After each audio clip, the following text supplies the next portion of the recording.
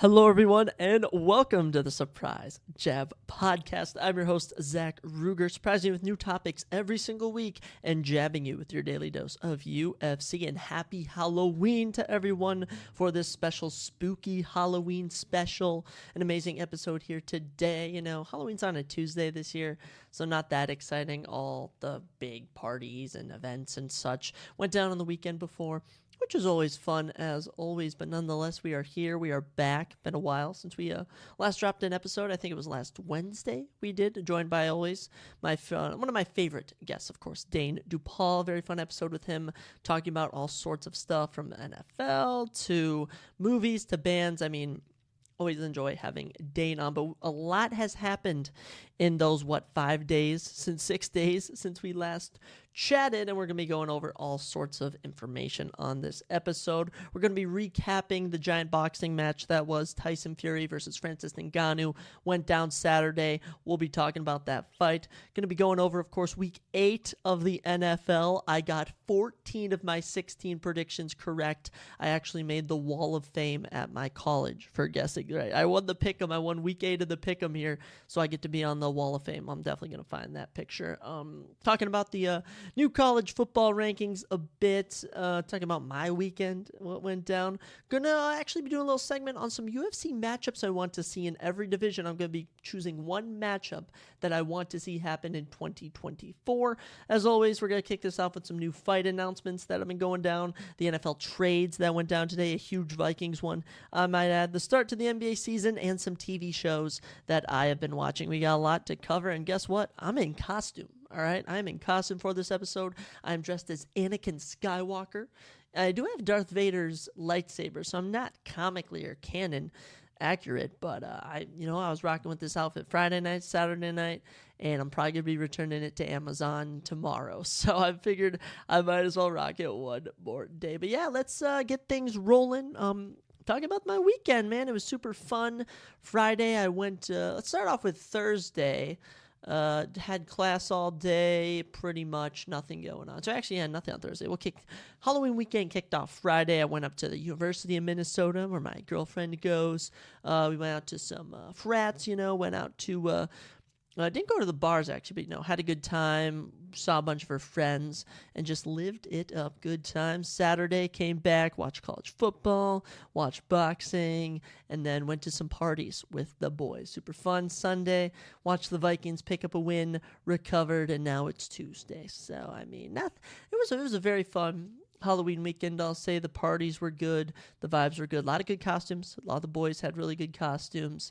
We had some Patrick Batemans, we had a Justin Jefferson. What other costumes I'm trying to think of? We had Mr. Incredible, we had some hockey players. I have no idea, but yes, good vibes this weekend. Very much enjoyed everything that went down, and honestly, it's weekends like this that you'll always remember. And just every weekend, I'm always looking for new things to do. But it's, I don't know, nothing really much to touch on for the weekend. Halloween weekend, a success. Halloween day, 21 years old now, can't go trick-or-treating. Or I could. I suppose I could go trick-or-treating, but I will not be, unfortunately, as I'm too old. But maybe if I wear a mask, I could disguise myself as just a really tall elementary kid. There's some kids that are actually super tall in elementary school. I think one of my buddies, Ryan, he's been like 6 foot his whole life. Insane. New matchups, though. That's what we're here to chat about real quick. As we've had some big ones announced, Dana decided at 2 in the morning to announce that Arman Tsarukyan versus Beneil Dariush will be the main event for UFC Austin December 2nd, as well as the co-main event going to be Dan Hooker versus Bobby Green. Both fights are 5 rounds. If no one is aware, all these fighters are ranked at lightweight. Beneil Dariush, the number 4 lightweight in the world. Arman Tsarukyan, the number 8. Bobby Green is the number 12 lightweight, and Dan Hooker is the number 9. So 2 absolutely massive lightweight fights. I'm very happy they chose to go with Arman versus Beneil as the main event, and that card is just loaded all around. December 2nd at the Moody Center in Austin, Texas. Elsewhere on there, you have Sean Brady versus Calvin Gastelum. Sean Brady currently the number 8 welterweight in the world. Kelvin Gastelum dropping down. He's currently the number 11 middleweight in the world. Absolutely crazy. As well, we have Miesha Tate taking on Julia Avila at women's bantamweight. Julia Avila is number 13. Miesha Tate is 12. Could be a little passing of the torch. Elsewhere, we also have Rob Font versus Davison Figueiredo, an absolutely huge one at bantamweight. Davison Figueiredo, former flyweight champion, currently ranked number 2 at flyweight. He'll be moving up to take on the number 8 Rob Font, who's coming off a huge knockout of Adrian Yanez. And on the prelims, we have a massive one at light heavyweight between Khalil Roundtree Jr. and Azamat Murzakanov. Two absolutely crazy fighters with knockout power. Azamat's at 12, Khalil is ranked 11th, and Azamat is undefeated.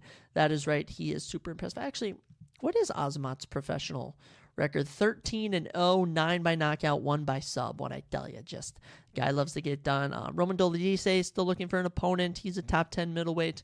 I know Clay Guida's on this card. I mean, Zachary Reese taking on Cody Brundage. Zach Reese from this past season of Dana White's Contender Series. Love that guy. Also, we got Punahele Soriano and Dustin Stoltzfus. We got so many fights. Very much pumped for this card. It's a shame they chose to go with Austin, Texas over Minnesota. But, you know, that's just sometimes how the politics work in the UFC. We don't get banger fights like that in the UFC. In Minnesota. I wish we did.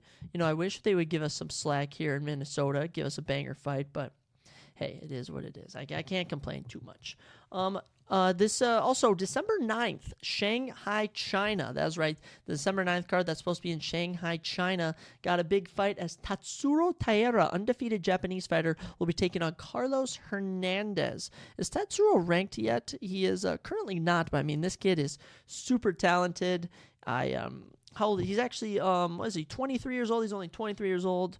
Of course, from Japan, undefeated in the UFC so far. Really much looking forward to seeing him return. And as for his opponent, Carlos Hernandez, he's 2-1 in the UFC. He's 30 years old. And, biggest win in the UFC, probably over Dennis Bonder. I mean, not too much. not a known fighter, I will say. But as I was going to touch on before I start looking at Carlos Hernandez's stats, is that this Shanghai, China card is just not there's only, 6 fights now with this addition going down. The December 9th card is now just about a month away. And for being an international card, I think they would load it up more. Obviously, we're supposed to have Song Yadong versus Petr Yan, but that fight fell through. Currently on here, we have Zhang Mingyang versus Brenson Ribeiro. Brenson Ribeiro coming from this past season of Dana White's Contender Series. Sumadarji versus Alan Nascimento, good one at flyweight. A middleweight bout between Andre Muniz versus Park Jun-young is probably the best fight at the moment at middleweight. I mean, that could nowhere near being the main event. Nazareth Hakpasrat versus Jamie Malarkey could be a good one at lightweight. And at flyweight, we also have Park Hyung-sung versus Shannon Ross. Some interesting ones there, but I don't know what they're going to do. I mean, certainly when we look at women's strawweight, Zhang Wei Li is a Chinese champion currently, and number 2 ranked Yan Zhanin. Oh my gosh, I'm butchering these names. I apologize, ladies. I mean, we have a Chinese champion and number 2 Chinese, a woman at 2. I don't understand why that's not the main event. It's unfortunate that's not.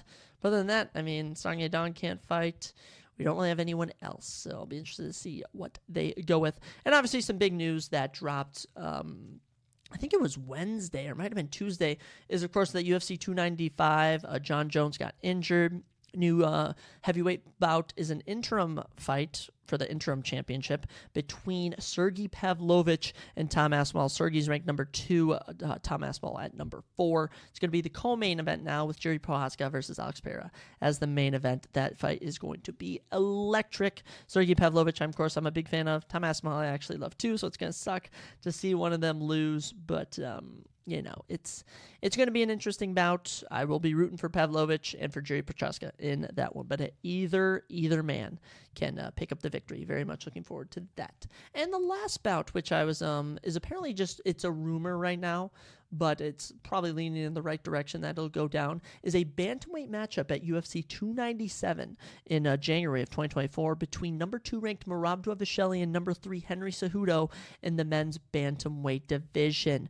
Really hope that matchup gets made. It's looking like it's gonna, and UFC 297 going down in Canada could be a absolutely massive event if everyone can stay healthy. Volk versus Io Topiro is still rumored for that. Of course, Mike Mallet, Canadian fighter, taking on Neil Magny. He's actually be added to UFC 5.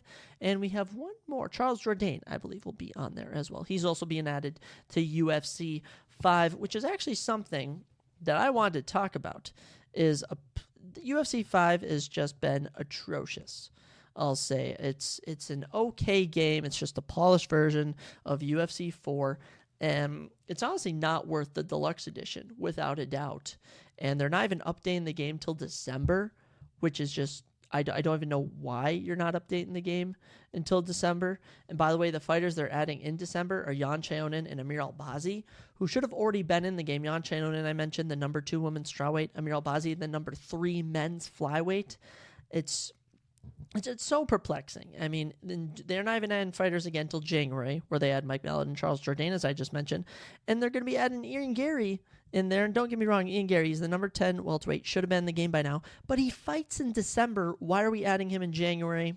In February, they're also adding Joe Pyfer, who's an unranked middleweight, surging up. And they're also going to be adding Bryce Mitchell, number 10 featherweight in the world, as well as Macy Barber, who is currently the number 8 women's flyweight.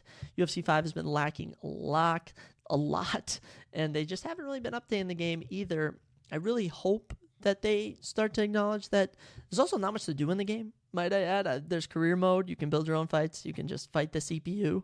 But there's just not much to do, and it's been a letdown. And I really hope that the producers, the developers, can sit down and assess everything that's been going on and fix it, because it's been a letdown so far. Even though it's fun to play, but it doesn't feel like a new game, and I think that really diminishes all the stuff from it. I'll tell you what was very also not as good was Francis Ngannou versus Tyson Fury. It showed why boxing is rigged. And don't get me wrong. Tyson Fury probably did beat Francis Ngannou on the scorecards, but in the fight itself, Francis Ngannou beat Tyson Fury. Obviously, not the case. Tyson Fury wins a split decision over Francis Ngannou in their Saturday boxing match in Saudi Arabia, which was, by the way, an absolute just a lame event. I mean, I don't really know much about boxing, so I didn't really watch any prelim fights, but they had like a concert beforehand. They made such a spectacle of it, and it took forever. And the biggest moment in the whole fight was a knockdown from Francis Ngannou. And I believe it was the 3rd or 6th round or something. And other than that, nothing much going down. Here are your final punch stats.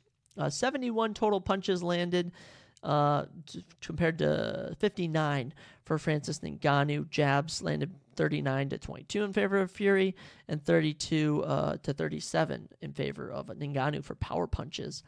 But round by round, I mean, Fury outstruck him in every round, but round 3, 4, 7, they tied. 8, Ngannou landed more, and 10, Fury landed more. So not the most exciting fight. By the way, Tyson Fury was actually had a fight book for December and had to cancel it. He's supposed to fight Oleg Alexander, whatever, Usyk Alexander, whatever, a fellow heavyweight WBO champion in boxing. That fight no longer going down, as Tyson Fury was kind of humbled in this one. He was given the scorecards. I think everyone kind of thought that Francis Ngannou was going to be given the nod. He didn't, but Tyson Fury looked very human here. And he was looking superhuman for a time. The Deontay Wilder trilogy was insane. He was then knocking out Dylan White. He was, did he ever fight Joshua? Never fought Anthony Joshua. But Tyson Fury, unfortunate for him. Francis Ngannou, though, his stock has gone up tremendously. Such a fan of him now. He made a bag from this and seems to be doing good. Apparently, he might take on Deontay Wilder in boxing or even MMA, which would be huge. And, of course, he'll be making his PFL, which is another MMA organization like the UFC.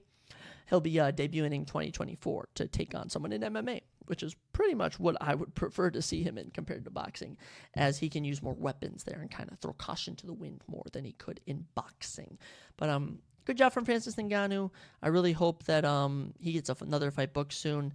And that's for Tyson Fury. You got to come back after this and bounce back. But at the end of the day, Tyson Fury does not need to continue boxing. But if he does, could be getting knocked out soon. He got dropped for one of the few times in his career he's been knocked down. It was by Francis Ngannou.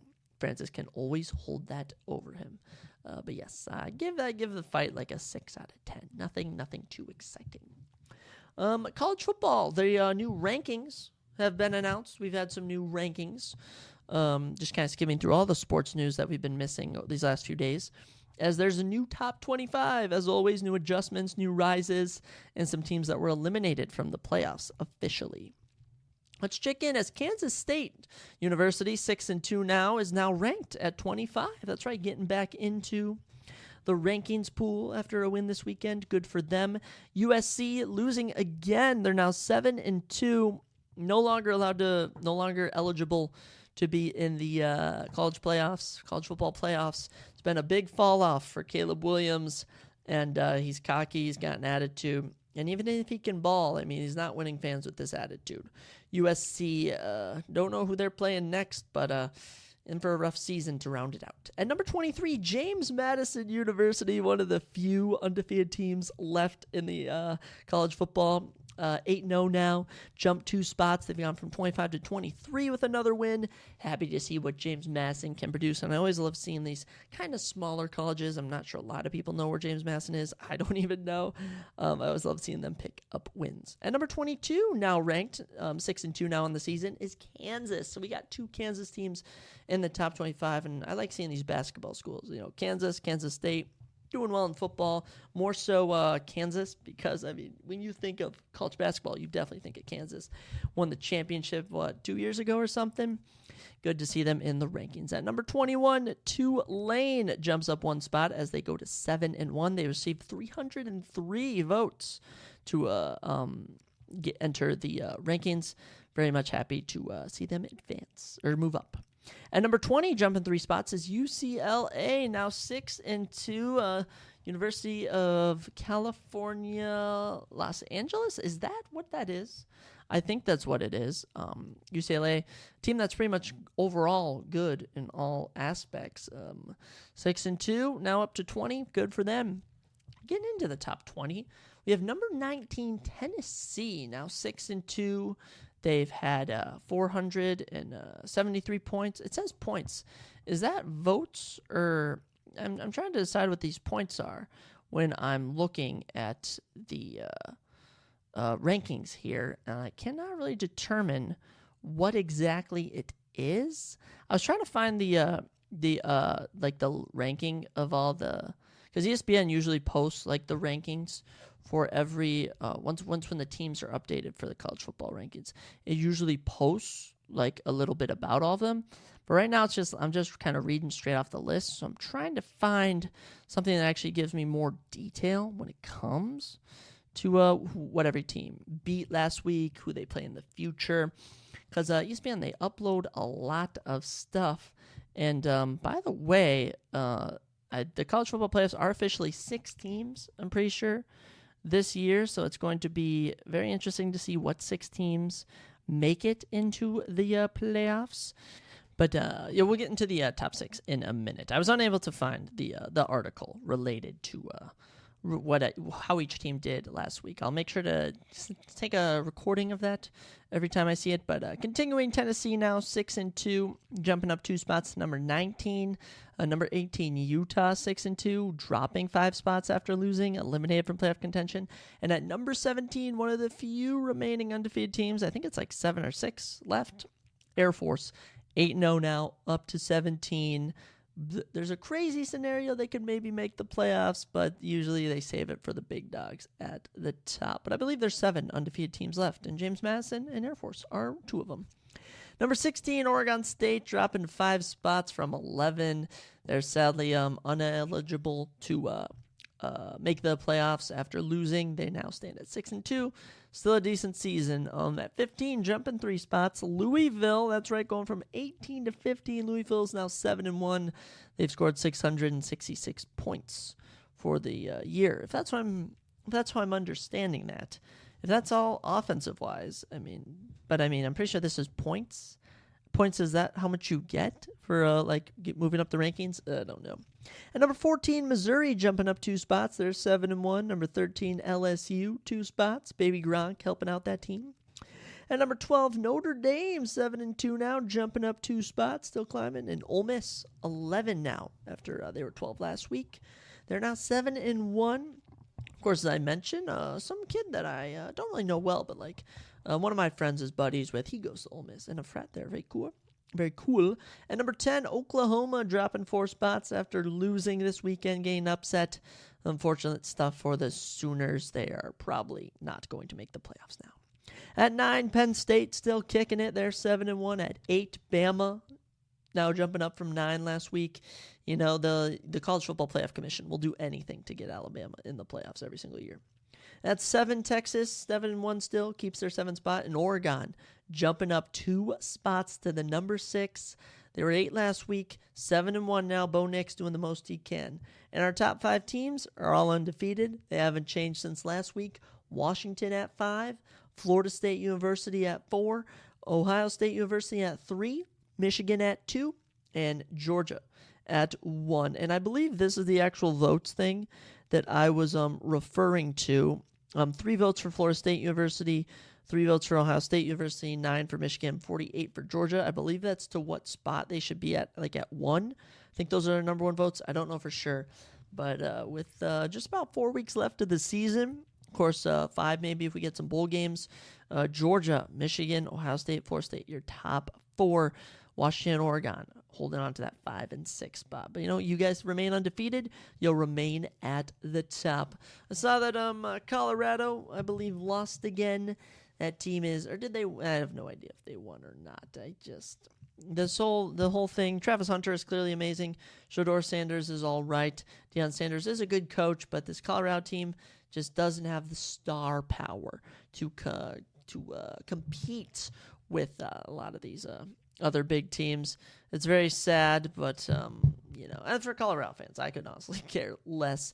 I did see that speaking of college and signings of sorts, that the number 1 prospect, Cooper Flagg, for college basketball signed with Duke. I know my cousin's a huge Duke fan, Ryan. We've had him on, and always happy when Duke gets good players. But can they share a bit? Honestly, can they share a bit? Good stuff in the world of college football. We'll have to take more notes next time to go more in depth. Speaking of football, we're going to be talking about week 8 here in a second, but we have had some major trades going down today. I certainly am very interested to see how a lot of them play out. Let's start with an interesting one. As the Packers are trading for defensive back Rasul Douglas, who will be going to the Bills. The Bills will be getting Rasul Douglas. I'm curious to see what the deal was for that. The Packers will be sending Rasul Douglas to the Bills, and the Bills will get a 3rd-round pick and a 5th round. So they're sending a 5th rounder, Rasul Douglas, in exchange for a 3rd-round pick. Interesting stuff there. Always happy to see the Packers losing players. A massive one, I should say, is that former number 2 overall pick, Commanders defensive end Chase Young, is being traded to the 49ers. Absolutely crazy stuff. And I believe the pick they're getting is likely a mid-round pick in 2024. But, just massive stuff there. And then, as well as this, the Commanders also dealt Montez Sweat to the Bears. So, it's going to be interesting to see what the Washington Commanders are doing, just giving away some of their good linemen. But hey, Bears will be happy to get someone, and now they don't really have a defense. But the 49ers now stacked now. Nick Bosa and Chase Young both on different ends. The offense, though, is failing for the 49ers. In Vikings news, the Vikings are trading standout guard Ezra Cleveland to the Jaguars. I believe they'll be getting a 3rd-day draft pick. So, Ezra Cleveland, hate to see you go, but I'll tell you who we do get as the Vikings are trading for Arizona Cardinals QB Josh Dobbs. Absolutely crazy. I'm happy to get Josh Dobbs. I'm a big fan of Josh Dobbs. Of course, he has alopecia. He is I don't even know. He's an all-right QB. Certainly not a high QB, QB rating. But hey, you know what? Kirk Cousins is out. Josh Dobbs going to step up and be the hero. I was informed that Jaron Hall is starting in our Sunday matchup against the Falcons. But I will not let that stop.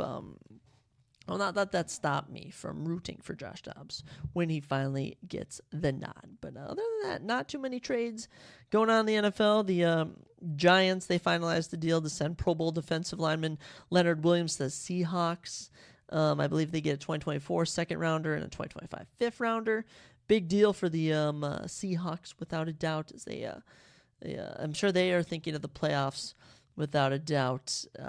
Other than that, no real trades. I mean, the Eagles traded for Kevin Berard, but that was a bit ago. And I saw Donovan Peoples-Jones was traded to the Lions from the Browns. So, but Minnesota winning the day as far as notable things with the dealing of Josh Dobbs and giving away Ezra Cleveland, which I don't know how I really feel about that.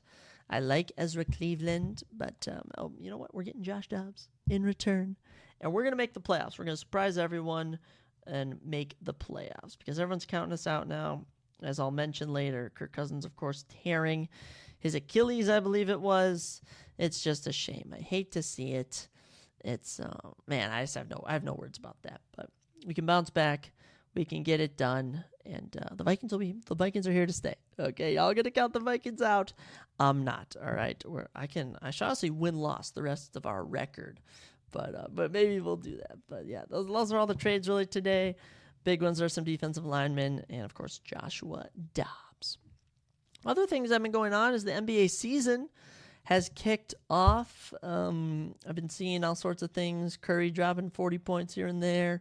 Jokic getting triple-doubles. But we're going to talk about the records of the teams so far this year, as the Celtics are currently undefeated in the Eastern Conference.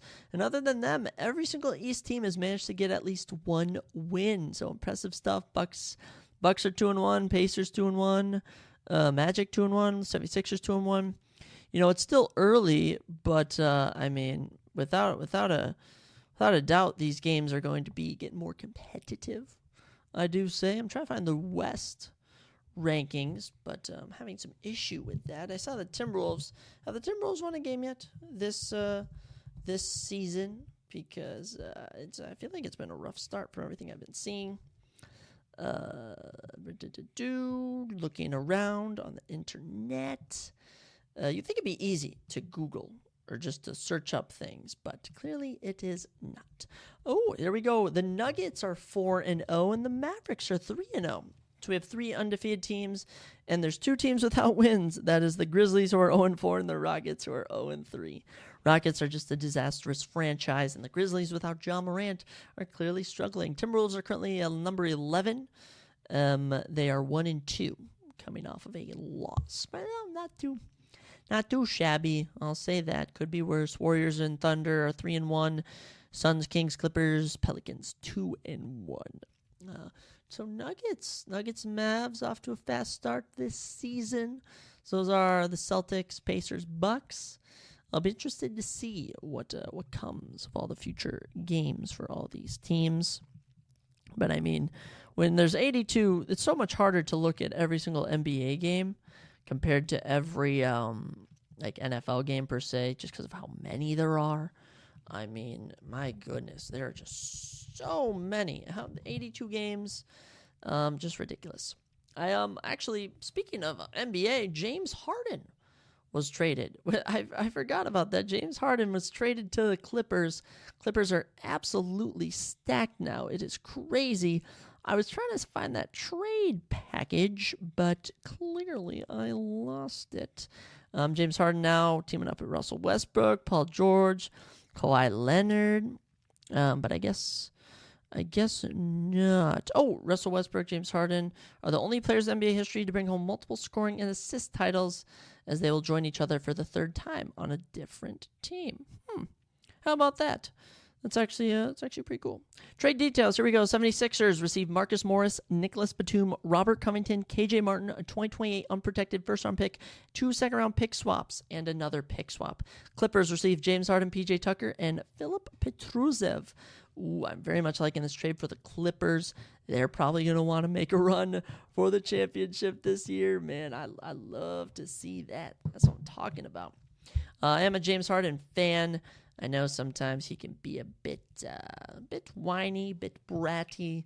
I'll say that. It's he certainly has a personality, if I can defend him at all. But I mean, happy to see what the Timberwolves offer. But yeah, other than that, I did see that Andre Drummond broke Chet Holmgren's ankles. Chet Holmgren a Minnesota basketball player who is, I think, a year younger than me, 2 years younger than me. Very cool to see. But yeah, NBA season kicking off. And what's coming to an end, though, is the MLB season. Texas Rangers lead the Arizona Diamondbacks 2-1 as game number 4 goes down tonight at 8 p.m. on Halloween. Rangers were able to take game 1, 6-5. And, Rangers took game 1. Diamondbacks took game 2, 9-1. And yesterday, October 30th, the Rangers won 3-1. Game 5 will be November 1st, so we're just going to keep banging out all these games. Potential game 6, November 3rd, and if we get to a game 7, it would be Saturday, November 4th. My prediction, I guess the Rangers at this point, but other than that, I just don't really care about MLB, and it's nothing personal, okay? I don't have anything against them, the MLB, but I just find it kind of boring, if I'm being honest. Baseball, not my thing, as I mentioned, but hey, it's the World Series. Usually playoff baseball is a bit different of a vibe. Well, we'll see. 30 minutes into the episode, let me give a shout out to my favorite hydration drink, Hoist. Hoist is very delicious. I've been drinking a lot of their blue raspberry flavors. They, of course, have other flavors that I will be trying soon. But Hoist is more than a beverage. It's battlefield-proven IV-level hydration that's trusted by soldiers to keep them hydrated longer than water. Hoist absorbs instantly and replenishes the body immediately to keep you powering through the next objective, mission, rep, or lap, and is clinically proven to hydrate 110% better than water. I love this. I love this brand. I really would appreciate a sponsor, Hoist. I would drink this all the time, sport some merch. But probably unless I start doing more, I need to start recording myself for this podcast. I know I said I was going to do that early on, and I just haven't gotten around to it, but I really should. So that could be something we start working on in the future. Hoist, of course, only 70 calories. Very much enjoyed drinking it. Shout out to Hoist. I will always be here if you need me, or even New Amsterdam, or Proper 12, Irish Whiskey, or Mike's Hard Lemonade, any of those brands too, but not Hoist, an actual healthy brand. I would recommend that to anyone who likes hydration drinks. So Hoist, love you, and I'll be tagging you in my post. How about that? I'm thinking of Hoist. TV world, I've been watching a number of shows at the moment. Of course, I've been reading the Lord of the Rings books. I actually have to renew I got this Lord of the Rings book from the library, which has all 3 books in one. And I think I'm like 200, 300 pages deep. But it's due November 3rd at the library, so I'm going to have to renew that. And I've been kind of watching the movie along with it as I watch it. The movie is so long. I'm watching every extended version. I'm still in the first movie because I'm still in the first book, technically. And it's been super fun watching that. I love that universe. I always like those universes, such as like the Game of Thrones, without a doubt. I mean, MCU, Star Wars, cool universes. But as for reading, Game of Thrones and Lord of the Rings obviously stick out. And I've also been watching the Sopranos on season 6, probably episode 8. So the final season, it's heating up. I love Tony Soprano. I have no idea how the show ends. I thought I did, but it turns out I don't. Chris, I like in that show. Paulie, I mean, just Sopranos, such a well-written show. It feels realistic. I at times don't even feel like I'm watching a show. I just feel like this is the character. And the mafia, the mobs, just such cool elements to a show, and I love that type of stuff. The mafia games are super fun on video games, Xbox and such. But yeah, I've been watching that. Probably might do a full review. Maybe, I always think about ranking my top 10 episodes, but it's just so hard. You forget about them as you go on. I should always take note if I really liked an episode more compared to another one. Really should do that. I've also been watching Gen V, episode 7, aired last Thursday, actually, but I watched it yesterday with my roommate. We've been watching every episode. It was super good. It's heating up. Spoiler warnings for anything I talk about now, but the one lady who bends blood is just like, what's her name? The head popper, who's like a villain from The Boys. And now she's been trying to recruit her or whatever. She now has this like virus that can like infect soups. And I think she's going to try and take out Homelander. The dean of the school now, she was killed in this episode. Very shocking element. So was the doctor. Everything's heating up. See, episode 8, Thursday, Friday, whatever, whenever it airs, the final episode for the Gen V show. Hoping they give a little teaser for when The Boys will come out, because I've been waiting to watch that. Man, the show has just been heating up so much. I very much enjoy it. It feels like a really good show. And hopefully they do a season 2. But yeah, the final episode coming out soon. The other show I've been watching that I've not been too excited about compared to other ones is Loki, of course, season 2 on Disney Plus. Just watched episode 4. It was all right. It's certainly not as good as season 1 in my opinion, but there's only 2 episodes left, right? I think they only have 5 and 6 unless they do a 7th episode. But spoiler alert, the episode ended with them all like dying apparently or something, which just obviously isn't the case. I think new episodes come out like Wednesday or Thursday. So I'm very curious to see what they do. But every show just feels like it ends with a lame cliffhanger. I feel like I've been waiting for some big reveal and nothing's happened. But I don't know. Loki, it's been all right. Episode 4. I think they killed one of the Kang variants in this episode on accident. But other than that, I just don't remember too much that goes on from it. It's an interesting show, to say the least. But I shouldn't expect too much from the MCU when it comes to Disney Plus shows. Actually, the Marvels come out too soon with Captain Marvel, Maria Rambeau, the one lady, Miss Marvel, whatever. Not going to see that. I have little interest in that. And the MCU is actually becoming less interesting as I go on. I just don't spend that much time on it. I don't know why. I used to be so invested in it, and I've just slowly become less and less invested, which sucks to say because I really enjoyed it. Unfortunately, Disney Plus shows have been really lacking. They've been lacking super hard, but I don't know. Just a shame. Getting some updates on my phone, actually. Aaron Rodgers reached out to Vikings QB Kirk Cousins to offer advice on tackling recovery from a torn Achilles. Really hope Kirk takes that up, as Aaron Rodgers might be able to return for the playoffs. Could be saving the Jets season. I certainly would love to see Aaron Rodgers return in the playoffs if the Jets could make it. That would be super cool. And one last little NBA tip before we talk about Week 8 of the NFL. As, what's his name? Joel Embiid was fined. Where did that go? Joel Embiid was fined $35,000 for reportedly making obscene gesture on the playing court during the game versus the Trailblazers on Sunday. The league is getting super soft. I saw that they were fining Suns players for flopping, which I just find absolutely crazy because flopping, obviously it's bad, but I just think it's goofy that they're finding them for that. I don't know, like it curves it, I guess, but I want to see players flop because it's hilarious. It's kind of it's like soccer players, how they fake injuries, but I don't know. I always like seeing stuff like that. And a crazy alert I just got on my phone. I mean, we drop live information on this podcast. Obviously, it comes out later, but if we go to the live segment, this would be crazy. Derek Lewis was arrested earlier today. I got that from Verdict. 4 days before his main event fight against Halton Almeida, he was going 136 miles per hour in a 50-mile-per-hour zone in a red Lamborghini and was arrested via ABC 13. Houston, wow, that's crazy. It's also crazy that he is not in Brazil yet. He has a fight Saturday. I don't know when he thought he was heading down there. But what are we going to do if that fight falls through? Let me just say that Halton Almeida and Derek Lewis, 2 top 10 heavyweights, are supposed to fight this Saturday. And if they don't fight, there's honestly no other ranked fighter on the card that could main event.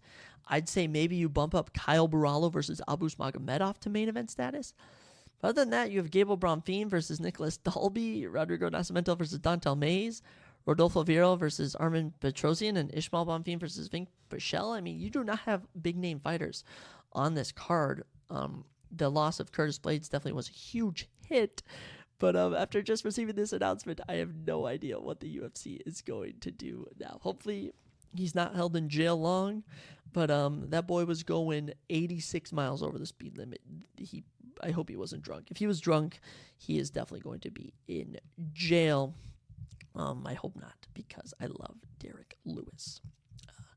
Anyways, let's think of some more happy news besides number 10 ranked heavyweight Derek Lewis getting arrested as the NFL Week 8 went down. As I mentioned, honestly, this might have been my best week of picks ever. I got 2 incorrect picks. I thought the Colts would beat the Saints, and they didn't. And I thought the Chiefs would beat the Broncos, and they didn't. But other than that, I did amazing. I did absolutely amazing on my picks this week. I could not be more happy. I was thrilled just seeing how good I was doing. But yeah, let's cover all the games, talk about everything that went down, and attempt to talk about some of the top fantasy performances. As the ESPN app, it like stops. It doesn't show like the stats. That's why I kind of like recording on Mondays before the Monday Night Football game, as I'm then able to look at the stats live, so I can talk about it on the podcast. But we'll work on that. I go 2-2 in my 4 fantasy leagues this week. 2 heartbreaking losses. I lost by 0.6 and 0.58 because the Ravens defense gave up that last-minute field goal to the Cardinals. So that really hurt. But other than that, big performances in my Cato Boys League with all my friends down here in Mankato. Was able to get a huge win there thanks to, I think I put up 151 points this week. It was crazy. Yeah, top performers, Justin Herbert dropped 24, Gus Edwards 29, Tyreek Hill 25, Sam Laporta 19. Brandon Aubrey, Cowboys kicker, dropping 13. I'll take it. Jets D had 10. Disappointing performances from Cooper Kupp. Honestly, just embarrassing stuff there. And then in my 10-man, $20 buy-in league, I finally got a win. I'm now 4th in the rankings. We really got to make the playoffs, if I'm being honest. I was able to get it done thanks to Christian McCaffrey, 29 points, Jordan Addison, 21 points, Joe Mixon, 20 points. But the Eagles' defense, -3 points, was really hurt me. I thought I wasn't going to be able to pull one out, but I managed to. I won by 5 points. Wow, 5.2. Yikes. Oh my gosh, I hate close games. Just get me all nervous. But top fantasy performances, there we go. Now I can talk about them. Sam Howell dropping a 30 bomb. He's actually being my starting QB this week in that league. Sam Howell doing his thing for the Commanders. Some other good ones. Travis Etienne dropped 25 points, 79 yards rushing, even got a receiving touchdown. Devontae Smith, 7 catches, 99 yards and a touchdown. He's doing his thing. CeeDee Lamb, 41 fantasy points, absolutely cooked the Rams. 12 receptions, 158 yards, 2 touchdowns. He was doing amazing. Happy for him, very much so. Doozy for Devontae Adams. We'll talk about that Raiders team later on. Any other good for Patrick Mahomes, only 5 points. He was held to nothing. Alvin Kamara, 59 rushing yards. 2 total touchdowns on the game. What were his catches? He's a PPR monster. He had 4 catches for 51 yards and a touchdown. Oh, so he was actually doing it on the run game. Very cool to see. Tyler Lockett, of course, the Seahawks wide receiver, 8 catches, 81 yards, a touchdown, dropped 22 fantasy points. Happy to see him have his 1 or 2 breakout games of the season. Dak Prescott dropping 28 points. Happy to see him back. Jalen Waddle, 25 fantasy points on 7 catches, 121 yards, a touchdown. My goodness, so many. I thought there was one more big one that I'm looking for. Swore there was A.J. Brown, 33 fantasy points, 8 catches, 130 yards, 2 touchdowns. John Dotson did good. I guess not. If I can find it, I'll bring it up. I can't remember. I thought there was one big performance, but I guess not. Anyways, let's talk about all the matchups that went down and where everyone's sitting in the rankings now, because a lot has been going on, and Vikings are currently in the playoffs now. We're the number 7 seed. Just wanted to throw that in there. We kicked off Thursday with the Bills beating the Buccaneers, getting it done as you know it. Bills 5-3 now. Obviously, they have a beautiful 222 points for, 136 points against.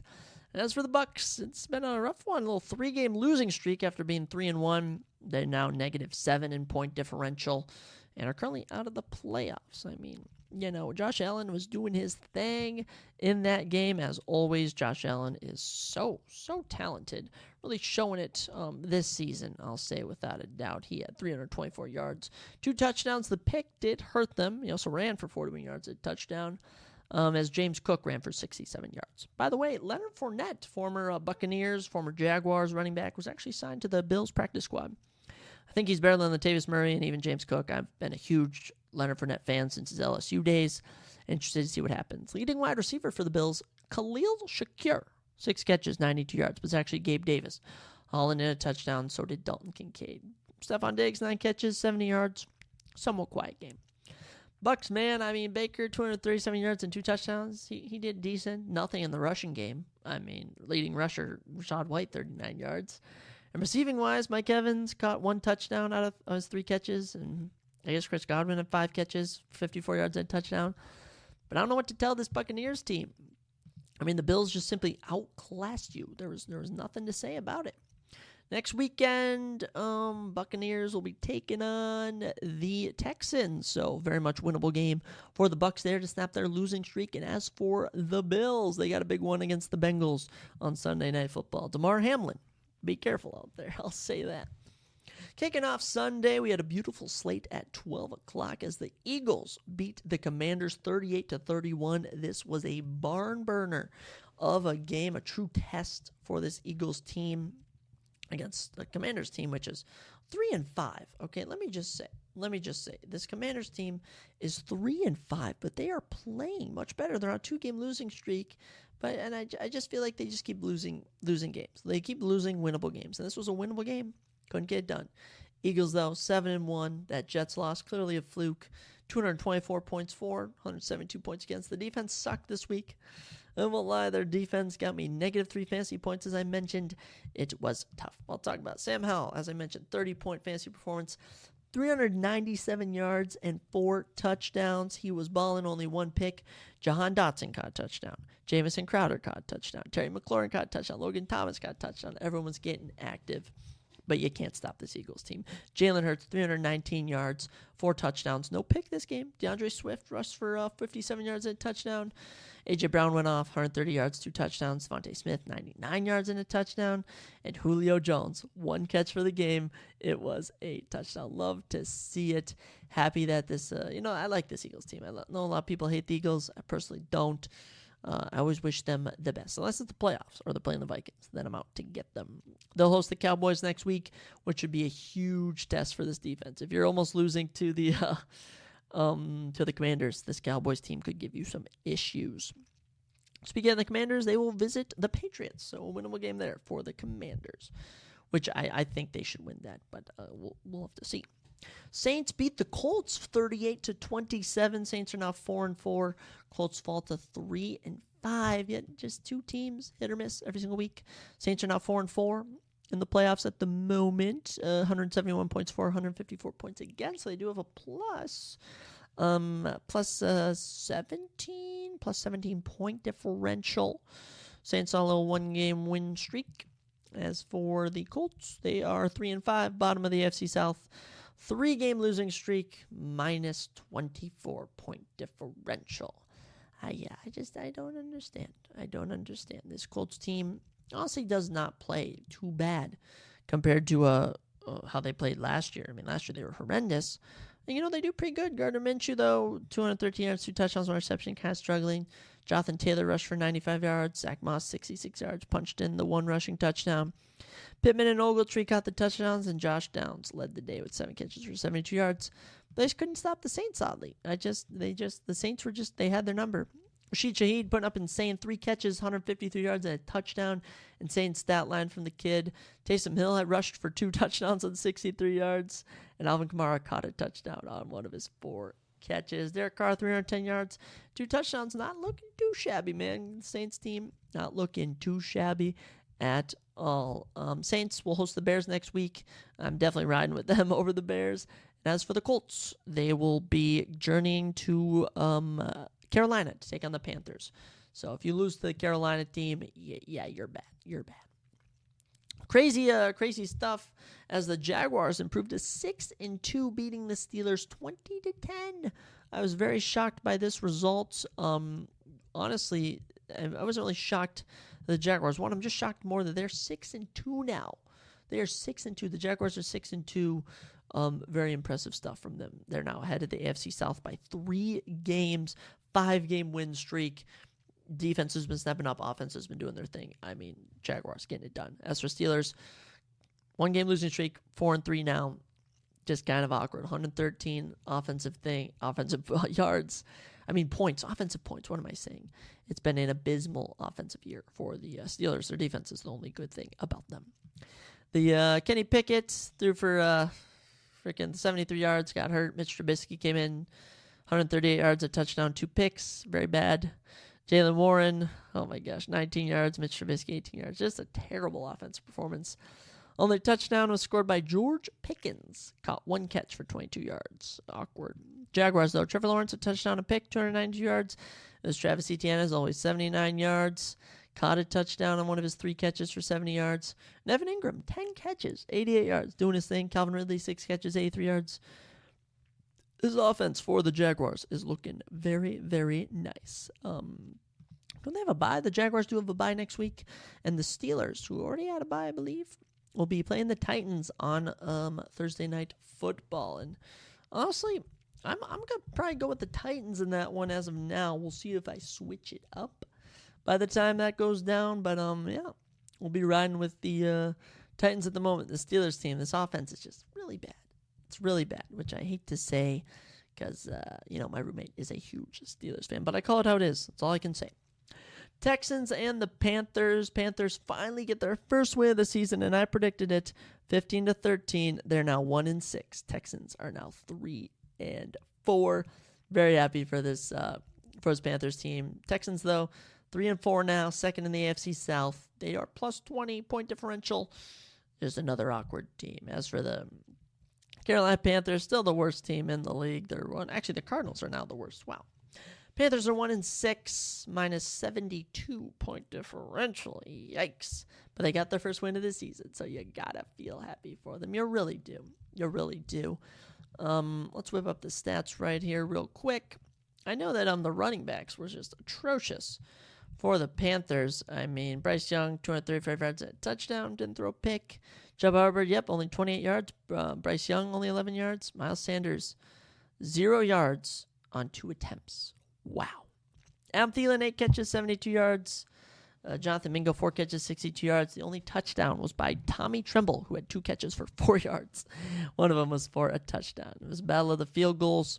As the Texans they get 1 touchdown, a rushing touchdown from Andrew Beck.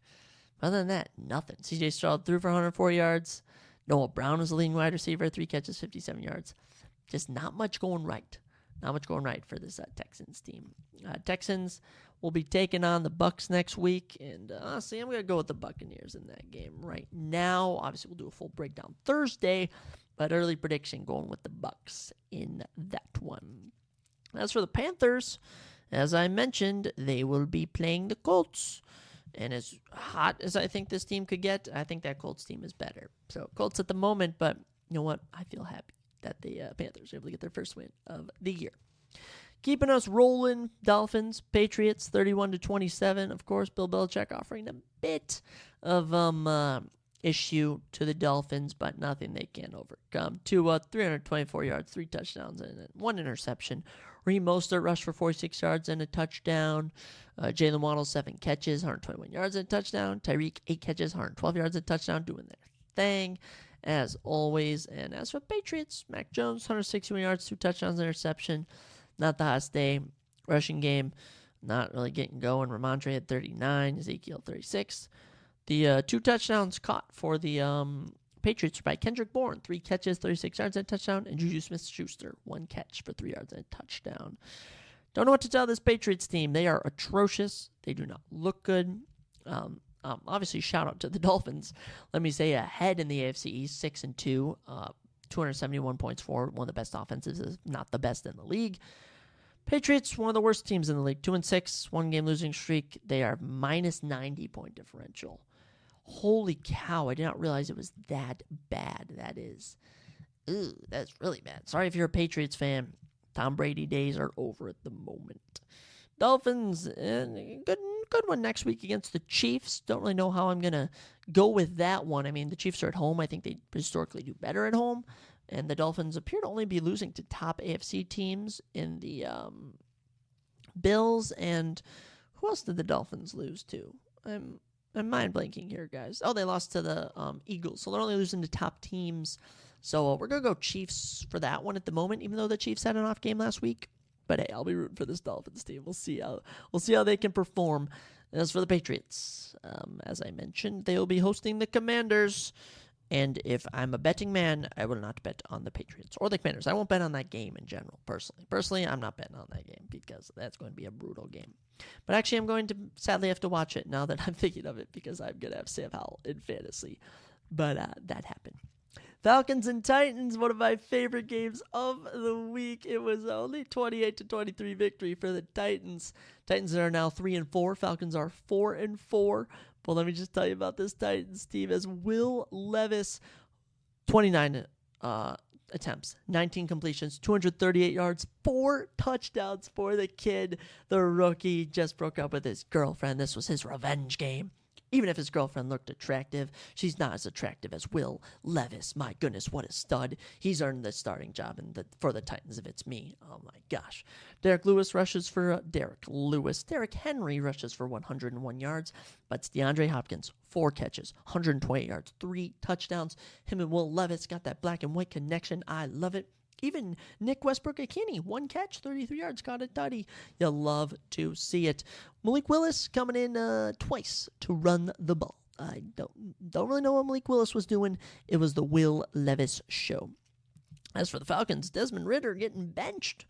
8 for 12 on attempts, 71 yards. He gets benched at halftime as Taylor Heineke comes in. The veteran QB throws for 175 yards and a touchdown. Bijan, 62 yards, ran in a touchdown too. Receiving-wise, Scott Miller caught the 1 touchdown. And my tight end, Jonnu Smith, 1 catch for 13 yards. But, yeah, that sucked. That sucked, I won't lie. Jonnu Smith letting me down. But, it is what it is. Tyler Algier rushed 8 times for 31 yards. Just to throw in one last little note for you. Falcons and Titans, no buys yet. They already have a buys. I can't remember. Titans play Steelers on Thursday Night Football, actually, now that I'm recalling that. Going to be riding with Will Levis in that one if he plays. And as for the Falcons, they play the Vikings. So you obviously know who we will be picking in that game. We pick the Vikings every single week. We love them. Rankings implications, or standings, I should say. The Titans will be 3-4, minus 8-point differential. But you know what? You can easily pass the Texans. You can easily make the playoffs. You need to just string together some victories. You really need to. As for the Falcons, heading over to the NFC South, they're actually atop the NFC South, while the NFC South sucks. It really does. 4-4 Falcons, 4-4 Saints, 3-4 Bucks, and 1-6 Panthers. Not much to say for either of those teams, if I'm being honest. But yeah, Titans and Falcons hit and miss every week. I was able to correctly predict the Titans were a hit. And as we kept it rolling, we capped off. We didn't really cap off, but it was the final list here for our noon games as the Vikings beat the Packers 24-10. My boys get it done, but at what cost? At what cost? As we lose Kirk Cousins for the season, Jaron Hall came in, didn't really do much, didn't have much time left in the game to do anything, but it was so sad seeing him go down, limping off the field. Josh Dobbs will come in, but man, there's just not much to say. Sad stuff overshadows such a brilliant win by my boys. Kirk throws for 274 yards and 2 touchdowns, no turnovers. Madison rushed for 31 yards. Cam Akers rushed for 19 yards and a touchdown. KJ Osborne, 8 catches, 99 yards. TJ Hawkinson, 6 catches, 88 yards and a tutty. Jordan Addison, 7 catches, 82 yards and a tutty. And Brandon Powell, Johnny Munt, Cam Akers, Alexander Madison, CJ Ham all caught 1 pass. Defense did good. We picked off Jordan Love. I think we forced some fumbles, too. Jordan Love, 229 yards, a touchdown and pick. Second, as always, Jordan Love rushed for 34 yards. Aaron Jones, 29 yards. A.J. Dillon, 11 yards. Defense was stepping up. Romeo Doubs caught the 1 touchdown on one of his 4 catches. Jalen Reed, 4 catches, 83 yards, was the leading wide receiver. For the Packers, my Vikings get it done, but at what cost? At what cost? It's so sad. Kirk Cousins is one of the best human beings that's on the planet. I mean, he's just such a genuine man, such a good person. Hate to see it. Vikings 3-game win streak. We're 4-4. We're plus 13-point differential in the playoffs currently, number 2 in the NFC North, but I don't know how this is going to impact us the rest of the way. What does bring me joy is that the Packers, minus 16-point differential, 2-5 on a 4-game losing streak. Just gross. Imagine being a Packers fan. You are honestly as good as the Bears, if I'm being honest, and that's saying something right there. How about that, being as good as the Bears? But yeah, sad to lose Kirk, but we'll be back. We're beating the Falcons next week. I'm already calling it. As for the Packers, they play the Rams. So you already know I'm picking the Rams in that one. And that was actually the team that played next, as the Rams took on the Cowboys and got absolutely washed. My goodness, this Cowboys team went crazy. Cowboys defense scoring another touchdown. As always, they're forcing safeties. I mean, this Cowboys defense is a scary, scary thing. 43-20. Dak throws for 4 tutties, only 1 pick. Tony Pollard rushed for 53 yards. Not doing a lot, but CeeDee Lamb, 158 yards, 2 touchdowns, 41-point fantasy performance. Absolute dog. My goodness. Brandon Cooks caught a tutty. Jake Ferguson caught a tutty. Everyone was getting tutties. Rams, man, I don't know what to say about Matt Stafford, if I'm being honest. 1 touchdown, 1 interception. Brett Rypien even came in. Didn't really do much. Royce even scored a touchdown on one of his 9 carries for 44 yards. And Darrell Henderson actually was the leading wide receiver with 3 catches for 54 yards. Puka, 3 catches, 43 yards, and Cooper Kupp, 4 catches, 21 yards, doing nothing. Don't even know what to say about this Rams team. Cowboys looked unstoppable here. The Cowboys either look unstoppable or just atrocious. There's no in between. Cowboys are 5-2, second in the NFC East. Little 2-game win streak. This team is plus 77 point differential, only giving up 120 points on the year. This is one of the top defenses in the league. As for the Rams, they're now third in the NFC West, 3-5, 2-game losing streak, minus 9 point differential. We'll see what next week holds as the Rams will take on the Packers, as I just mentioned. The Rams should win that. They'll be in Green Bay. They should win that. As for Cowboys, an absolute barn burner. Against the Eagles, I don't know do I want to pick a Cowboys upset? It's tough to say. This Eagles team just looks so good. But this Cowboys team, it's too hard to predict, really. Eagles will be at home. We're probably going to go with the Eagles at the moment, but we'll see what else occurs. Keeping us rolling, the Jets and Giants to the battle in New York ends in overtime with the Jets winning 13-10. An atrocious game, honestly, offensively. Jets are now 4-3, Giants 2-6. I mean, Tyrod Taylor went down. Tommy DeVito came in.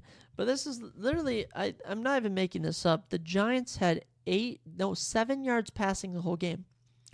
I'm not even joking. 7 yards passing the whole game. They ran. This was a running game. Saquon, 128 yards. Tyrod, 33 yards. Wayndell Robinson rushed for 17 yards. Tommy DeVito, QB, 4 rushes, 12 yards. Only touchdown of the game. Receiving, Darren Waller, 1 catch, 4 yards. He got injured. Matt Breida, 1 catch, 4 yards. This is the worst offense in the league. It's up there. It's so bad. Jets, Zach Wilson threw for 204 yards and a touchdown. Not too bad. He was also the leading rusher. Breece Hall held to only 17. Dalvin Cook only 5 on his 2 carries. But Garrett Wilson gets it done. 7 catches, 100 yards. And Breece Hall, 6 catches, 76 yards and a touchdown, doing his thing. Only 4 Jets players got a pass, though. Allen Lazard had 3. CJ Uzomah had 1. Came down to OT. The Jets prevailed. Good for them. Not good for the fans. The best part of the game was the ending, just because of how bad both these teams were. It's kind of comical, but at the same time, I want to see high performances from them. Giants are 2-6, only 95 points scored. This is actually the worst offense. I'm being dead serious, actually.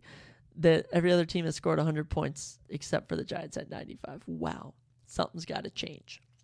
Jets 4-3, third in the AFC East, 3-game win streak. Wow, incredible. Still have a minus 3 point differential, though, so there's that, unfortunately. Jets will play the Chargers on Monday night. I'm probably going with the Chargers in that one. And as for the Giants, they'll play the Raiders. I'm actually going to pick the Giants in that one. Giants should probably win that one. Raiders suck. All right, keeping us rolling, trying to get through all these games. Wow, full week this week. Let's probably try and speed it up. We have 1, 2, 3, 4, 5, 6 games left. Okay. Seahawks beat the Browns. Seahawks are now 5-2. Browns are 4-3. Good win for the Seahawks. Always happy to see them performing well. I mean, let me just touch on it real quick. Geno throws for 254 yards, 2 touchdowns, 2 picks.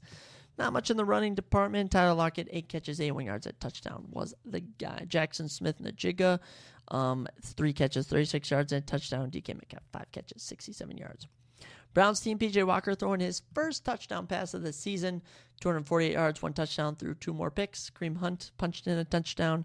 David Njoku caught tutty, and Amari Cooper, 6 catches, 89 yards, led the day for this Browns team. But the Seahawks prevail. Good win for them. They're now atop their division. Browns 4-3, I should say. AFC North third, but Seahawks, yeah. Looking good. They're now ahead of the 49ers, 5-2, 2-game win streak, plus 30 point differential. Good win for the Seahawks. They will take on the Ravens next week. Should be an interesting matchup there. Probably going with the Ravens. Probably leaning towards the Ravens. As for the Browns, they will take on... Who are the Browns playing? We already talked about them. They play the Cardinals. So, yeah, we're picking the Browns without a doubt. Keeping these games rolling along, we also had... Which one should we talk about right now? Broncos beating the Chiefs 24-9. Insane upset. Broncos are now 3-5. Chiefs are 6-2. This was the upset of the week. No one had this. This just didn't even make sense. First off, it just did not make any sense. Russell Wilson 114 yards for 3 touchdowns. Crazy stat line there. Jerry Jeudy, Cortland Sutton, and Javonte Williams all catching touchdowns. But it's the Chief. Mahomes, 241 yards, 2 interceptions. Not doing anything. Leading rusher Isaiah Pacheco, 40 yards. Nothing going on. Travis Kelce, 6 catches, 58 yards, led the day. Embarrassing stuff for this Chiefs team, getting humbled, but good for the Broncos, man, getting it done. Broncos are going to bye next week. Chiefs will look to rebound against the Dolphins. We'll see if they can do it. I don't know if they're going to be able to, but I'm probably going to ride with them. Bengals beat the 49ers for 31-17. 4-3 now. A little win streak for them. 49ers are now 5-3. Just atrocious performances from the 49ers. They have just a complete collapse offensively. Brock Purdy, 365 yards, a touchdown, 2 picks. George Kittle, 149 yards. Brandon Ayuk, 109 yards. Christian McCaffrey goes off as always. 6 catches, 64 yards, and a touchdown. 54 yards rushing for a touchdown. There's 17 straight games now. He scored a touchdown. Incredible. But it's the Bengals, man. 283 yards from Joe Shiesty for 3 tutties. Jamar caught a tutty. Tyler Boyd did. Andre Izovis, 1 catch for a tutty. And T. Higgins, 5 catches, 69 yards, looking to bounce back. Joe Mixon, 87 yards, a touchdown, doing his thing. Happy that he was able to finally have a good week. My goodness, 49ers, thank goodness, get a bye, can reassess their team. Bengals will be playing the Bills on Sunday Night Football. I will be probably riding with the Bills in that one. But yeah, good stuff from the Bengals this week. Happy for you. Rounding out our 3:30 games, the Ravens beat the Cardinals 31-24. They collapsed, though. At the end. Lose me my fantasy matchups. Why don't your Ravens defense? Gosh darn it. Pissing me off. Let me read you my new QB stat line. Joshua Dobbs, 25 for 37, 208 yards, 2 touchdowns, 2 picks. I don't like the 2 picks. Josh Dobbs even ran in a touchdown. Trey McBride, 10 catches, 95 yards, and a touchdown. That tight end stock is going to rise. Marquise Brown even got a touchdown on one of his 6 catches. Good stuff for him. And Emery DeMarcado rushed for 78 yards. Good for him. Ravens, though, Lamar, 157 yards, a touchdown. Looked all right. Gus Edwards, though, 80 yards, 3 touchdowns. Incredible stuff from him. But yeah, not really much to say there. A sloppy win for the Ravens, as always. We'll see how they do next weekend when they host the Seahawks. It'll be interesting to see how they do. As for their opponent, the Cardinals, they will be doing battle with I've been saying all their names, so I easily lose them. They'll be visiting the Browns. All right. Losing Joshua Dobbs, I have no idea how that's going to go. Sunday Night Football, the Bears lose to the Chargers 30-13, as the Chargers actually looked in pretty good form. Actually, if you're a Chargers fan, this is a good game to go back and watch the highlights of, as you'll reminisce of how good your team can be. Chargers, Justin Herbert, 298 yards, 3 touchdowns, was slanging. Austin Eckler caught a tutty. Donald Parham Jr. caught a tutty. And Sami Fehoko, no idea who you are, you caught a tutty. Keenan Allen, 8 catches, 69 yards. Nothing in the rushing department. Nothing really much. Eckler, but good win overall for the boys. Tyson Baggett, pitiful performance, 232 yards, 2 picks, not doing much. Darrington Evans and actually Tyson himself ran in touchdowns. Cole Kmet led the day, 10 catches, 79 yards. Wowza. No idea what's really going on in Chicago. But as for the Chargers, all right, second now in the AFC West, 3-4, coming off a win, plus 6 point differential. Good luck to you guys in the future. NFC, though, we'll talk about the Bears real quick, 2-6. They are, 171 points for, 218 against. No idea what to expect from this Bears team. But the Chargers, they will be taking on the, my goodness, I can never find it. Chargers will be taking on the Jets on Monday Night Football. Winnable game for them. The Bears will be... Are they on a bye? Nope, the Bears are not on a bye. They will go to the Saints. I doubt they will do well there. And let's touch on the Monday Night Football game, which I did not watch. I don't think I missed anything. My boy Sam Laporta popping off, rookie tight end. Lions win 26-14. They're now 6-2 atop the NFC North. Good stuff for them. On a bye next week. Always love to see I got some, one of my buddies, a Lions hater. I don't really hate the Lions. This is kind of their year. Jared Goff, 272 yards, touchdown and a pick. Jahmyr Gibbs, 152 yards rushing and tutty. Insane. Amon-Ra St. Brown having another 108-yard game. And Sam Laporta, 8 catches, 57 yards, a touchdown, as I mentioned. I love him. As for the Raiders, my goodness, this team sucks. 3-5 now. Jimmy Garoppolo, 126 yards and an interception. The only good thing about this team was Josh Jacobs, 61 yards and a touchdown. But, Davante Adams, 1 catch for 11 yards. That's all he had the whole game. That defense looked bad. The offense looked bad. I have nothing to say about this Raiders team. It's atrocious. It is atrocious. Lions now 6-2, as I mentioned, but Raiders, just my goodness. 3rd in the AFC West. Probably going to get passed by the Broncos this week. Just minus 61 point differential. All right, Raiders, they'll play the Giants. Probably going to lose that game. Just abysmal. But, that was week 8 of the NFL. A lot to cover. My goodness, that was a long segment, if I say so myself. I'm all what's it called? I'm all footballed out at the moment. I'm glad I get a little break Wednesday. I'll be sprinting to the waiver wires, though. I'm trying to grab Will Levis.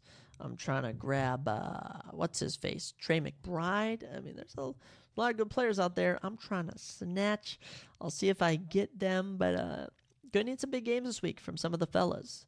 I do hate that basically you can't really do anything on Tuesday, like when you go to the waiver wire, because you don't know who else is going to go for a player you want. But hey, that's fantasy football. We'll be doing another fantasy football check in a couple of weeks here. I always love talking about that. But yes, that's all I got for the NFL.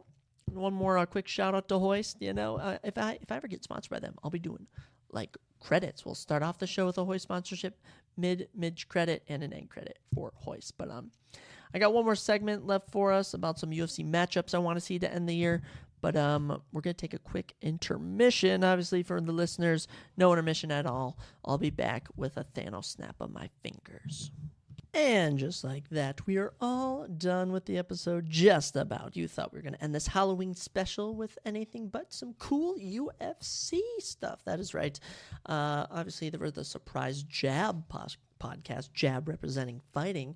So we're going to be going over the rankings real quick here for the UFC, and I'm going to pick out one matchup from every division I want to see happen in 2024. Obviously, after that, I should maybe go over some fun Halloween facts or something. I don't know. We'll probably just end it there. But, yes, let's kick things off with the women's bantamweight division, one of the least exciting divisions in the UFC. We don't have a champion right now. Amanda Nunes vacated the belt earlier in the summer.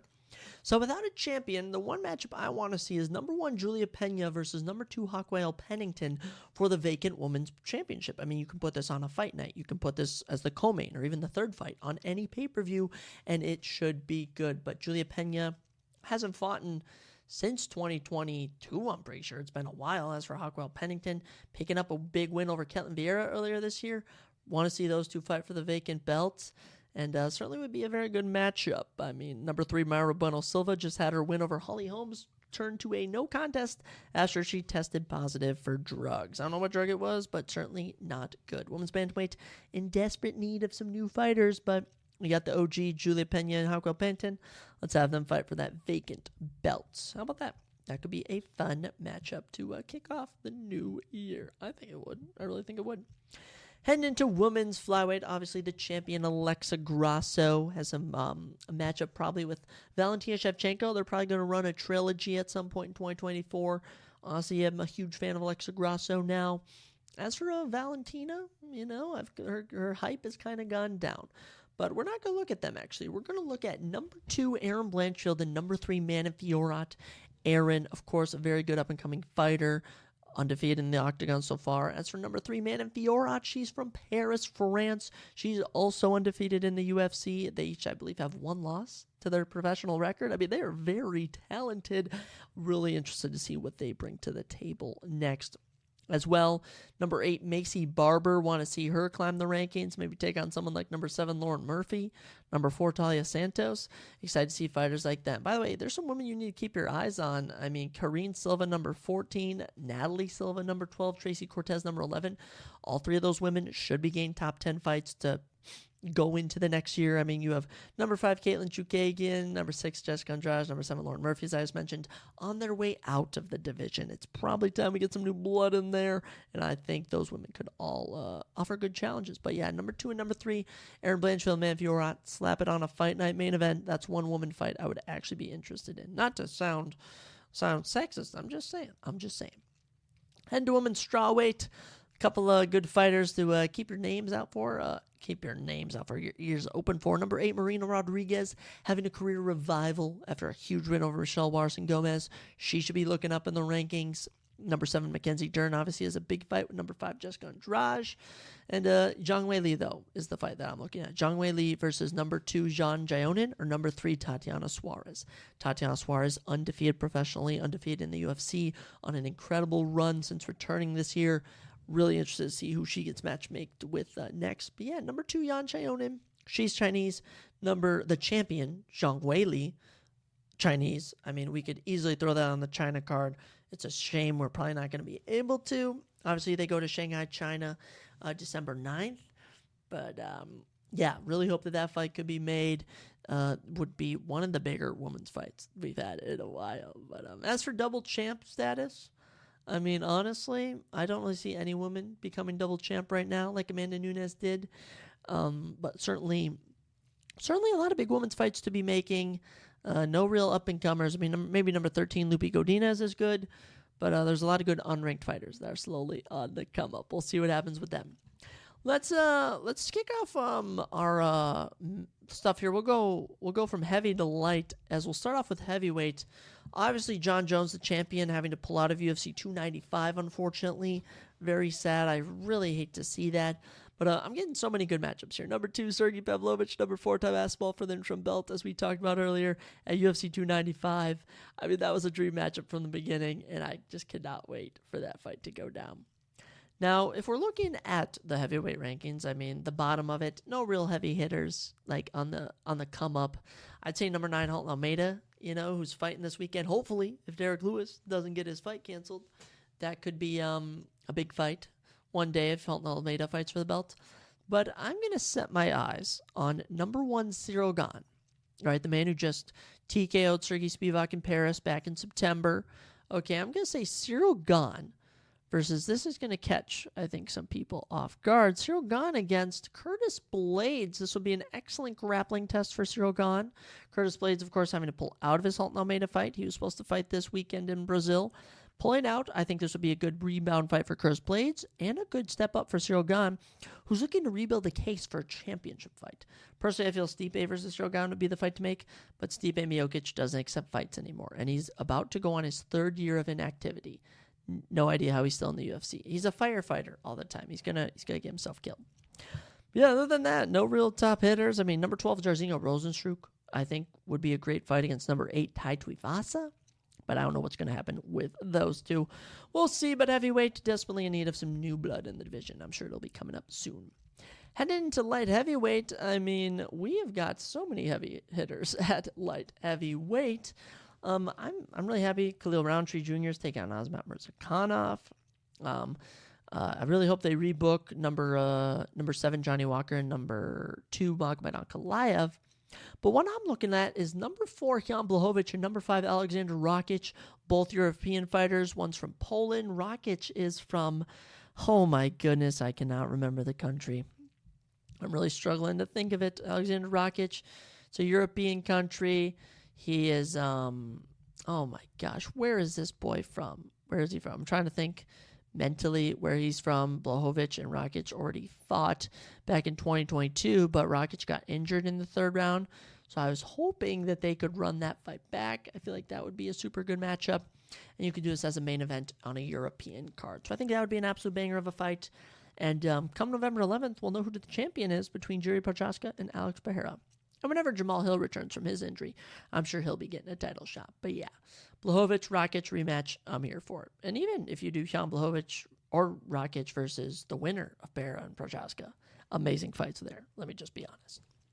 Heading into middleweight, Israel Adesanya looks like he's not even going to fight in 2024. So we obviously set our sights on number 2 Dricus du Plessis versus the champion Sean Strickland. I think that should be his first title defense. Now, as we look at Khamzat Chimaev, currently ranked number 9, big win over Kamaru Usman, I think a fight with Jared Cannonier is the fight to make. I really like that fight. If you can't beat Jared Cannonier, you're not going to beat Sean Strickland or Dricus du Plessis.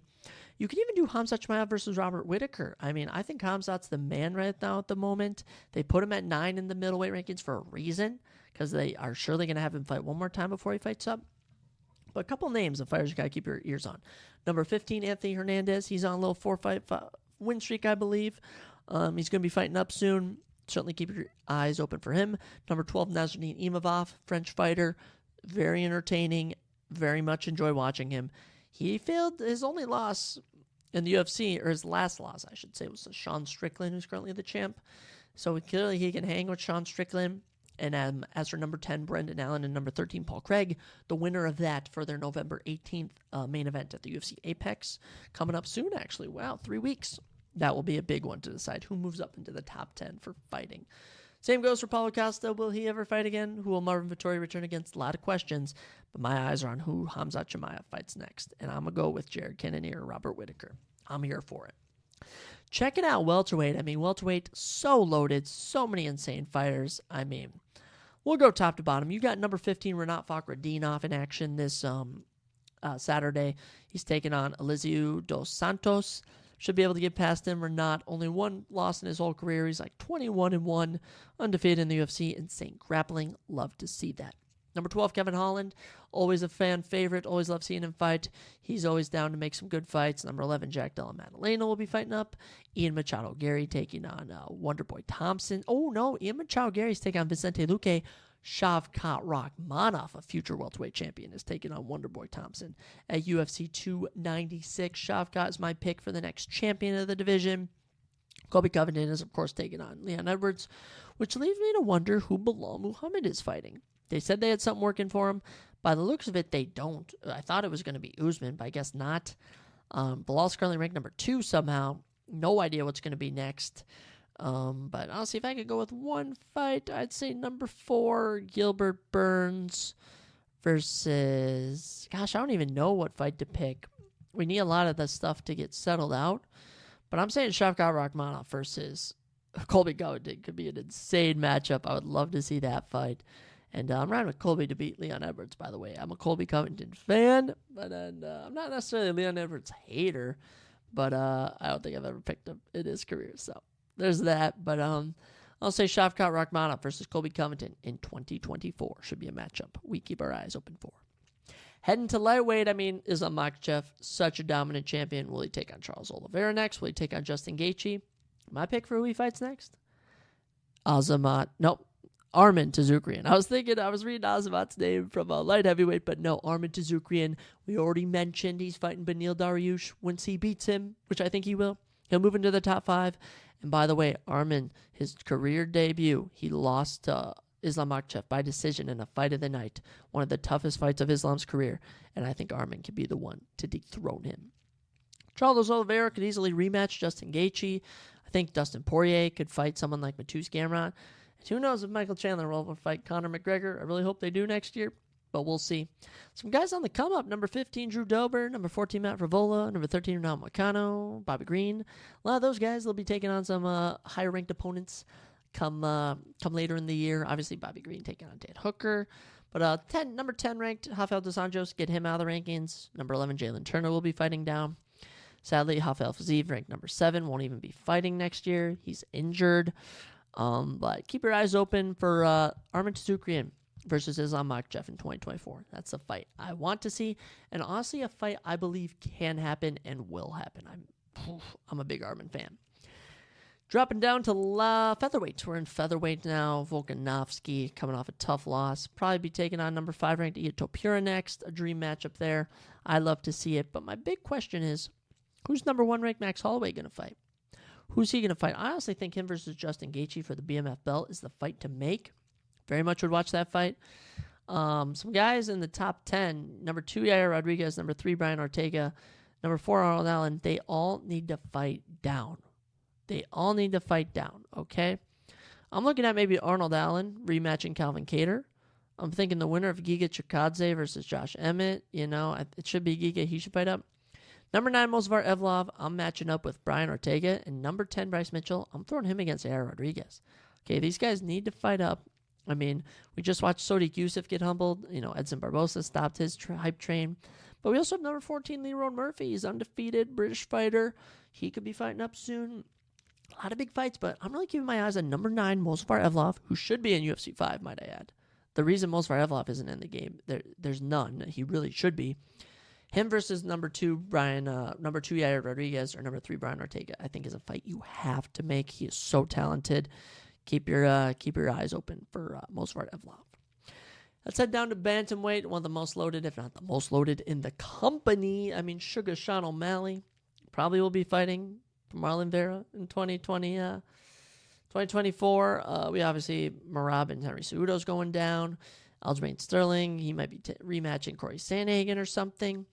But let me tell you a matchup you got to keep your eyes open for. Umar Nurmagomedov is currently ranked number 12. Related to the Nurmagomedovs, of course. Khabib's cousin, I believe. He needs a fight with either number 7, Song Yadong, number 5, Petr Yan, number 4, Corey Sandhagen. He is a future champion. He is so talented. It's a shame his fights have been canceled. He was originally scheduled to fight Corey Sandhagen. I say you rebook that fight. Corey may be on a little win streak, but he's done nothing impressive in his 3 fights. And I really think that Umar will give him a good test in the grappling department. So keep open for that. Umar Nurmagomedov on the come up. Number 11, Jonathan Martinez, working his way up the rankings. Number 9, Dominic Cruz. Can we get Dominic Cruz a fight? Okay, why is he even in the rankings? I mean, come on. Can Dominic Cruz fight someone like Chris Gutierrez, Said Nurmagomedov? We'll see.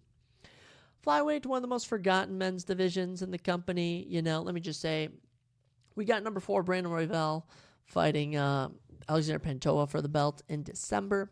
But my eyes are on number 3, Amir Albazi, fighting for the belt, or fighting number 1 ranked Brandon Moreno. Love both those fighters. We'll see what comes of them. But one of my favorites, Manel Kape, currently ranked number 8. I want him to fight up. Maybe he takes on Brandon Moreno, or maybe he takes on Kai France finally. I don't know, but I love him. And number 10 ranked Mohamed Mokaev, the 22-year-old, undefeated. I mean, this kid is so talented. He's a future champion. Get him a top 6 matchup with Matthias Nukalu. That's the fight I'm calling for. A couple other fighters coming up. Steve Erceg looking good. And Tatsuya Taira, who fights, we mentioned earlier. He has a fight booked for the Shanghai event. Very much happy to see how he does there. He should be in the rankings or be fighting up in the rankings soon. Tatsuya is one of my favorites. The men's pound-for-pound rankings, I mean, when we look at that, we'll go top to bottom. Number 15, Jamal Hill, recovering from an injury. He should be back next year. Number 14, Jerry Prochaska. He'll be fighting for the belt November 11th. Number 13, Kamaru Usman, just fought, expressed interest in staying at middleweight, 185, instead of dropping back down to 170. Former welterweight champion expressed interest in a matchup with Robert Whittaker. Give me that fight next year. Number 12, Max Holloway. I doubt he stays at featherweight, honestly. There's not much left for him. Volk just lost. I really think Max Holloway should fight Justin Gaethje for the BMF belt. I think that's the move. Number 11, Aljamain Sterling. I mean, he's looking at fights downwards with Corey Sandhagen, someone like Song Yadong. I mean, who knows what's going to happen with Sterling. It'll be interesting to see. Number 10, Alex Pereira fights for the light heavyweight belt against number 14, Jerry Prochaska, as I mentioned, at UFC 295 November 11th, so he's got a fight booked. Number 9, Alexander Pantoja, your flyweight champion. He's got a fight booked for December. Love to see it. Number 8, Israel Adesanya will probably continue to drop. He is 1-2 his last 3 fights and won't be fighting for a while, so he'll continue to drop. But number 7, Sean Strickland, he's got big fights ahead of him against Dricus Du Plessis, maybe Jared Cannonier, Hamzat Chimaev. Lots of stuff for your new middleweight champion. Number 6, Sean O'Malley. It's looking like he's either going to take on the winner of Merab and Henry Cejudo, or a rematch with Marlon Vera. I'm leaning more towards that Marlon Vera rematch, but your number 6 pound-for-pound fighter should be in action early 2024. Number 5, Charles Oliveira. I mean, dude's an absolute killer. I think he should be fighting someone like, I'll say give him the title shot. Give him Islam Makhachev, honestly. Let's do it. Number 4, Leon Edwards takes on Colby Covington in December for the welterweight championship. Number 3, Volkanovski just lost, probably fighting number 5 ranked Ilia Topuria to defend his featherweight belt at UFC 297 in Toronto, Canada in January. Number 2 is on Makhachev. Like I said, so many options. He could fight Gaethje. He could fight Oliveira. He could go up and fight the winner of Leon Edwards and Colby Covington. Who knows? And your number 1 pound-per-pound fighter, John Jones, should be back in 2024 to fight Stipe or the winner of Sergey Pavlovich and Tom Aspinall. That's everything. That's all the fights I want to see. The fights that are going to take place, that I think should take place. 2024 is going to be a good year. 2023 still wrapping up, still coming to an end. We got some big ones, Almeida and Lewis hopefully go down this weekend, hopefully if Derek Lewis doesn't go to jail. Prochaska and Pereira is a huge one at light heavyweight, a dream matchup there. Brendan Allen and Paul Craig will be an interesting one to see who moves into the top 10 of the middleweight division. Beneil Dariush and Arman Tsoukian, potentially a change in the guard, or maybe we see a gatekeeper role come out of Beneil Dariush at lightweight. And no idea for the Shanghai event. And we cap off the year at UFC 296 with one of the most loaded cards of the year. Let me just remind you of this card. Leon Edwards, Colby Covington for the welterweight championship. Alexander Pantoja versus Brandon Royval for the flyweight championship. Tony Ferguson's potential last fight in the UFC against the unbelievably hyped Paddy Pimblett, coming off a terrible performance last December. It's crazy that was a year ago. Shavkat Rakhmonov and Wonderboy Thompson, Stephen Thompson, a top 10 welterweight matchup. Another top 10 welterweight matchup between Vicente Luque and Ian Gary. Ian Gary and Shavkat, 2 undefeated prospects. Love them. Josh Emmett and Giga Chikadze have a top 10 featherweight matchup. Alonzo Menfield and Dustin Jacoby. How about you give me a top 15 light heavyweight matchup and a top 15 debut for Shamil Gaziev against number 15 ranked Martin Boudet. You even get top 10 women's bantamweight Irene Aldana and Carol Rosa matchup. I mean, this card goes on and on. You even get Cody Garbrandt against Brian Kelleher. Probably going to end the year with one of the best pay-per-views of the year. And that caps off our Halloween special. That's right, I'm dressed up as Anakin Skywalker, but I ain't no episode 3 Anakin. I'm that episode 2 Anakin. Attack of the Clones. Attack of the Clones. I'm chilling with Padme, and I'm wrapping up this episode just like that. Everyone, have a safe Halloween. If you listen to this Wednesday, which you probably will, I hope you had a good Halloween. And if I'm just getting this, my favorite Halloween candy is Milky Ways. Whenever I saw Milky Way or even a Hershey's Kiss, Hershey's Bar in my trick-or-treating bag, I knew it was going to be a good night. Ladies and gentlemen, thank you for listening to the Surprise Jab podcast, and I hope you had fun on this spooky Halloween special.